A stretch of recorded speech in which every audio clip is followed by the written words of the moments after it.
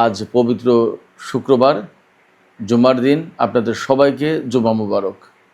দর্শক, অনেকগুলো গুরুত্বপূর্ণ খবর আছে। সবচেয়ে গুরুত্বপূর্ণ খবর হচ্ছে ইরানের সর্বোচ্চ নেতা নতুন করে যুদ্ধের নির্দেশ দিয়েছেন। তিনি বলেছেন, যদি ইরানের প্রয়োজন পূরণ না হয় তাহলে আবার মার্কিন বাহিনীর বিরুদ্ধে অভিযান শুরু করতে হবে। এবং এরই মধ্যে ইরাকের এরবিলের একটি হোটেলে অবস্থানরত মার্কিন সেনাদের উপর ইরান হামলা চালিয়েছে।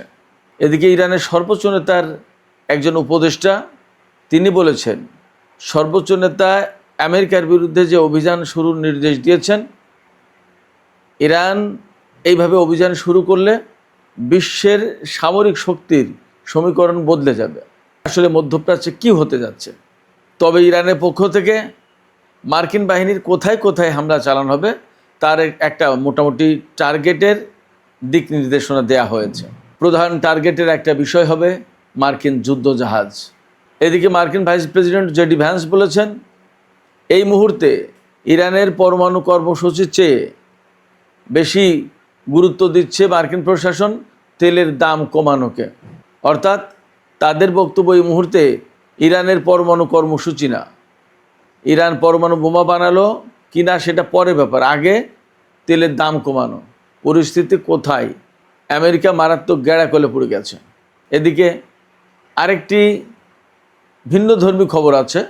তুরস্কের মাধ্যমে ইরান সিরিয়ার কাছে বার্তা পাঠিয়েছে, সিরিয়ার সামরিক বাহিনী যদি লেবাননের প্রতিরোধকামী সংগঠন হিজবুল্লাহর বিরুদ্ধে কোনো হামলা চালায় তাহলে সিরিয়ার প্রেসিডেন্টের প্রাসাদ সহ শত শত লক্ষ্যবস্তুতে ড্রোন এবং ক্ষেপণাস্ত্র হামলা চালাবে ইরান। এই বার্তার পর কি ঘটেছে আরেকটি খবর আমি আপনাদেরকে একটু জানিয়ে বিস্তারিত আলোচনায় চলে যাব। সেটি হচ্ছে সৌদি আরবের তাবুক অঞ্চলে কিং ফয়সাল এয়ারবেজ, সৌদি আরবের একটি বিমান ঘাঁটি আছে।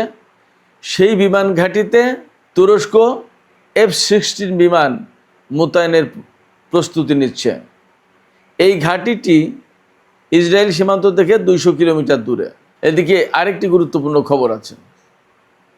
ইয়েমেনের হুতি সমর্থিত সামরিক বাহিনী সেখানকার কৌশলগত দিক দিয়ে অত্যন্ত গুরুত্বপূর্ণ বন্দর নগরী মোখা, এই মোখা শহরকে টার্গেট করে অভিযান শুরু করেছে। এই অভিযানের মূল লক্ষ্য হচ্ছে সৌদি সমর্থিত ইয়েমেনি বাহিনীকে বহিষ্কার করা।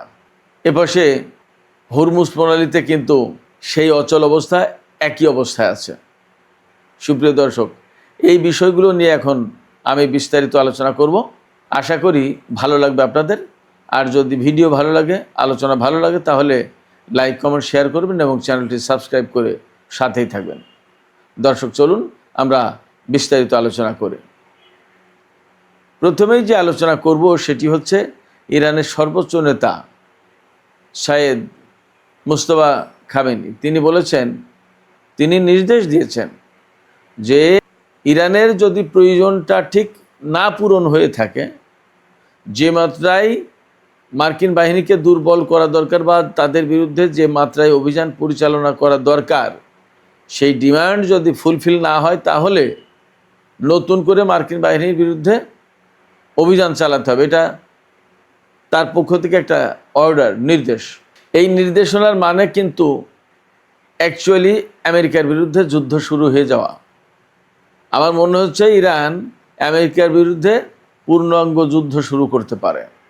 কারণ হচ্ছে ইরান যে দাবিগুলো করেছে তার ভিতরে একটা দাবি, ইরানের আশপাশ থেকে মার্কিন নৌবাহিনী, নৌ ব্লকেড এবং বিমান বাহিনী প্রত্যাহার করতে হবে।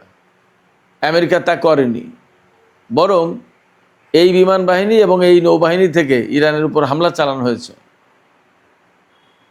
সর্বোচ্চ নেতা যে নির্দেশনা দিয়েছেন সেই নির্দেশনার লক্ষ্য হচ্ছে, তিনি বলেও দিয়েছেন যে মার্কিন অর্থনৈতিক স্থাপনা এবং প্রধান লক্ষ্য হবে মার্কিন নৌবাহিনীর যুদ্ধজাহাজ।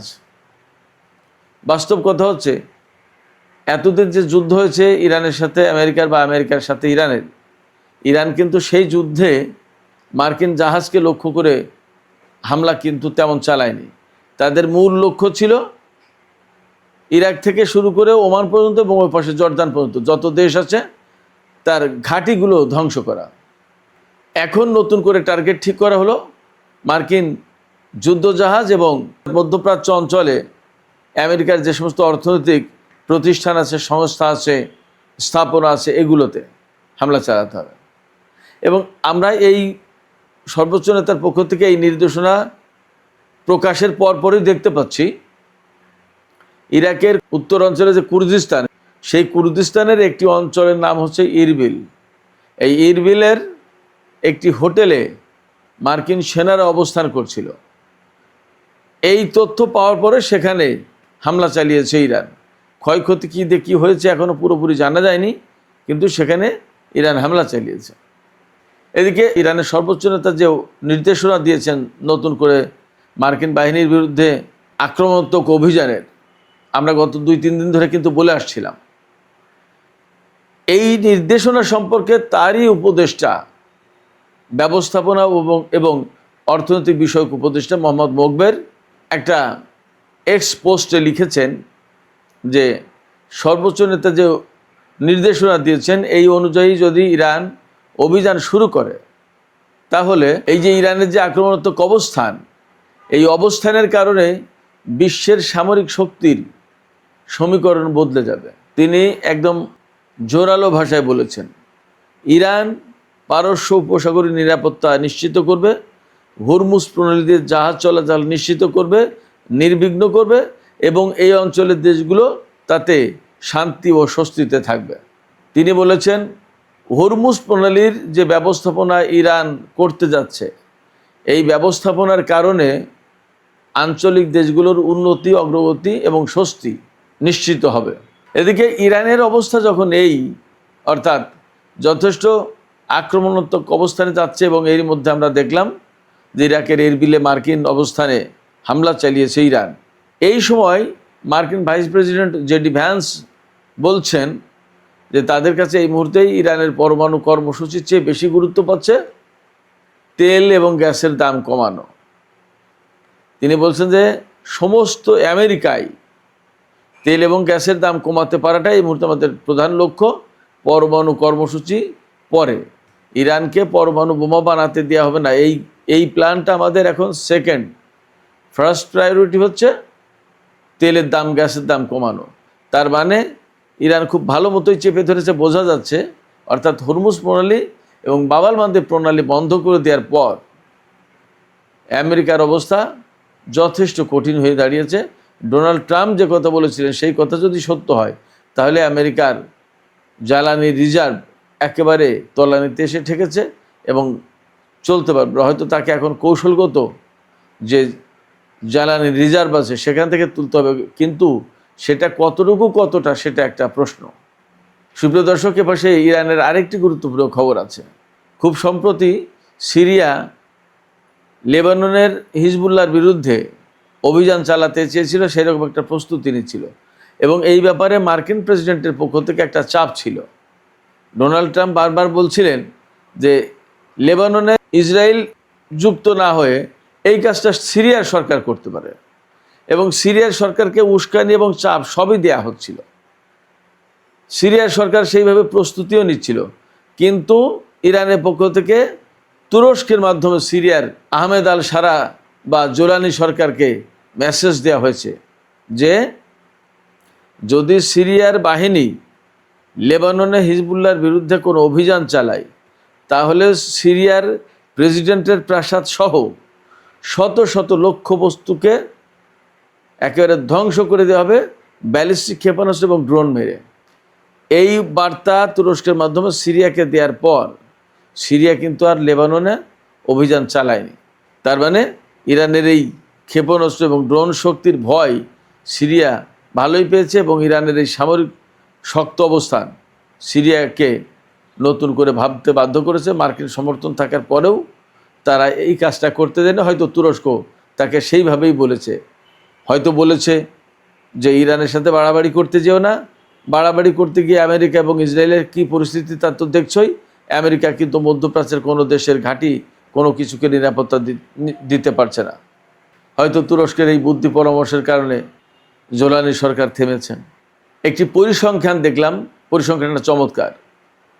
ইরান এবং আমেরিকার মধ্যে যে যুদ্ধ হয়েছে, সেই যুদ্ধে আমেরিকার MQ-9 রিপার যে ড্রোন, এই ড্রোনের টোটাল যে মজুদ ছিল তার 25% শেষ এই যুদ্ধে। অর্থাৎ ড্রোন ইরানের আকাশে পাঠালে সেটা একেবারে ধ্বংস করে দিয়েছে, সাথে সাথে ইরান কোনো রক্ষে নেই। ইসরায়েলেরও প্রচুর পরিমাণে ড্রোন ইরানের আকাশ থেকে ধ্বংস হয়েছে, আর আমেরিকার অনেকগুলো বিমান তো গেছে, সেটা তো সবাই জানেন কম বেশি। এদিকে ইসরায়েলের গোয়েন্দা সংস্থা এবং সামরিক বাহিনী খুব অবাক হয়েছে। কেন অবাক হয়েছে? এই যে যুদ্ধটা, এই যুদ্ধের পরে ইরান তাদের অস্ত্র এবং ক্ষেপণাস্ত্র এবং ড্রোন যে এত পরিমাণে উৎপাদন করেছে, ইসরায়েলের সামরিক বাহিনীর কাছে খবর আছে যে ইরানের আগে যে পরিমাণ অস্ত্র ছিল প্রায় সেই জায়গায় পৌঁছে গেছে, প্রায় সেই জায়গায়। আর 2027 সালের ভেতরে ইরানের হাতে ব্যালিস্টিক ক্ষেপণাস্ত্রের পরিমাণ কত হবে জানেন? ইসরায়েলি গোয়েন্দা সংস্থার তথ্য হচ্ছে 2027 সালের মাঝামাঝি ইরানের হাতে এত পরিমাণে ব্যালিস্টিক ক্ষেপণাস্ত্র হবে, যে পরিমাণে ব্যালিস্টিক ক্ষেপণাস্ত্র 2025 সালে অর্থাৎ গত বছরের জুন মাসে যে যুদ্ধ হলো, 12 দিনের যুদ্ধ, এই যুদ্ধ শুরুর আগে ইরানের হাতে যত ছিল সেই পরিমাণে, অর্থাৎ 2-3টা যুদ্ধে যে পরিমাণে খরচ হয়েছে ইরানের ব্যালিস্টিক ক্ষেপণাস্ত্র বা আধার তো সমস্ত সব কিছু ফুলফিল হয়ে আগের অবস্থায় চলে যাবে আগামী 6 মাসের ভেতরে। চিন্তা করেন ইরান কি পরিমাণে অস্ত্র এবং সামরিক সক্ষমতা অর্জন করেছে। সুপ্রিয় দর্শক, বাবার মানদেব প্রণালী লোহিত সাগরের দিকে কিন্তু খুব একটা শান্ত নেই, এদিকেও যুদ্ধ পরিস্থিতি যথেষ্ট নাজুক। ইয়েমেনের একটা বন্দর নগরীর নাম হচ্ছে বোখা, লোহিত সাগরের তীরে এই বন্দর নগরী অবস্থিত। এই বন্দর নগরীতে সৌদি সমর্থিত বাহিনীর একটা ভালো অবস্থান আছে। এই বাহিনীকে এই শহর থেকে বের করে বহিষ্কার করার জন্য ইয়েমেনের হুতি সমর্থিত সামরিক বাহিনী অভিযান শুরু করেছে, এমন খবর দেখা যাচ্ছে। এই অভিযানের লক্ষ্য হচ্ছে যে সৌদি আরব সমর্থন দেয় যেটা ইয়েমেনের কথিত আন্তর্জাতিক স্বীকৃত সরকারের সামরিক বাহিনী, সেই সামরিক বাহিনীকে বহিষ্কার করবে এখান থেকে। তার মানে বড় রকমের অভিযান শুরু হয়েছে, এবং এরই মধ্যে খবর পাওয়া গেছে যে এই শহর মুক্ত করার পথে বেশ কয়েকটা গুরুত্বপূর্ণ পয়েন্ট এবং গুরুত্বপূর্ণ জায়গা অবমুক্ত করেছে হুতি বাহিনী। তার মানে হুতিরা যা করছে, যা দেখা যাচ্ছে, বোঝা যাচ্ছে যে সৌদি আরব যে 15 জাতির জোট গঠন করলো, সেই জোট গঠন হয়ে কার্যকর হওয়ার আগে হুতিরা একটা শক্ত অবস্থানে চলে যাবে, কৌশলগত গুরুত্বপূর্ণ অবস্থানগুলো তাদের নিয়ন্ত্রণে নেবে। এরপরে যদি সৌদি আরব 15 জাতির যে জোট, সেই জোটের আওতায় যদি যুদ্ধ শুরু করে, তাহলে বোঝাপড়াটা ভিন্ন কায়দায় হবে। দেখা যাক কী দিয়ে কী হয়, কি পরিস্থিতি হয়, আমরা অপেক্ষা করি। সুপ্রিয় দর্শক, এখনকার আলোচনা এখানে শেষ করতে চাইছি। আলোচনা শেষের আগে আপনাদের মতামত জানতে চাই যে এই যে ইরানের সর্বোচ্চ নেতা নির্দেশনা দিলেন ইরানি বাহিনীকে যে ইরানের প্রয়োজন যদি পূরণ না হয়ে থাকে তাহলে মার্কিন বাহিনীর বিরুদ্ধে অভিযান শুরু করতে হবে, এবং এরই মধ্যে আমরা দেখতে পেলাম ইরাকের কুর্দিস্তান অঞ্চলে ইরান মার্কিন সামরিক অবস্থান লক্ষ্য করে হামলা চালিয়েছে। তাতে কি আপনাদের মনে হচ্ছে খুব শিগগিরই ইরান আমেরিকার বিরুদ্ধে বড় ধরনের কোনো অভিযান শুরু করতে যাচ্ছে? ইরানের পক্ষ থেকে কিন্তু গুরুত্বপূর্ণ লক্ষ্যবস্তু হিসেবে মার্কিন যুদ্ধ জাহাজকে ঠিক করা হয়েছে, অর্থাৎ মার্কিন যুদ্ধ জাহাজ লক্ষ্য করে এবার ইরান হামলা চালানোর পরিকল্পনা নিয়েছে। তাহলে কি যুদ্ধ ভয়ঙ্কর